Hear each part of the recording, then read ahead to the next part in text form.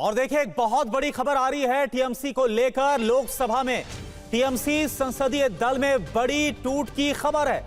Sources से खबर है कि लोकसभा के 20 सांसदों के बागी होने की खबर आ रही है टीएमसी के अंदर।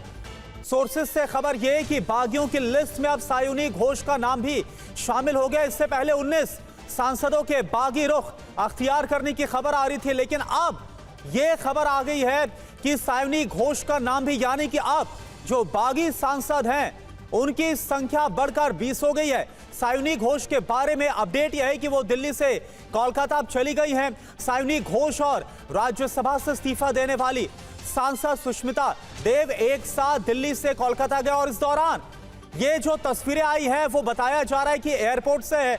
जब वो मास्क लगाकर पहुंची हैं तो देखिए आप, दिल्ली से अब कोलकाता पहुंच गई है सायुनी घोष और आनंद प्रकाश इस वक्त हमारे साथ हैं। आनंद, ये बहुत बड़ा झटका है ममता बनर्जी के लिए। पहले 58 विधायकों का बागी रुख और इसके बाद अब तो ये जो संख्या है वो तो 2/3 से भी ज्यादा हो गई जो सांसदों के बारे में खबर आ रही है। जी बिल्कुल, लोकसभा में जो बागी गुट है उसके बाद 5 जो जरूरी 2/3 समर्थन होना चाहिए, सांसदों का समर्थन होना चाहिए, वो उसने उसको पार कर लिया। और ऐसे में लोकसभा स्पीकर से मुलाकात करके जो बागी गुट है लोकसभा में कहेगा कि हमें एक अलग गुट का दर्जा दिया जाए और हमें बैठने के लिए सेपरेट लोकसभा के अंदर जगह दी जाए। और रही बात सायुनी घोष की और सुष्मिता देव की है, तो दोनों ही बड़ी अच्छी दोस्त हैं। कल इनकी मुलाकात भूपेंद्र यादव से हुई है और साथ ही साथ जो बीजेपी के वरिष्ठ नेता उनसे मुलाकात हुई है। और ऐसे में ये सायुनी घोष ने भी हस्ताक्षर किए हुए हैं।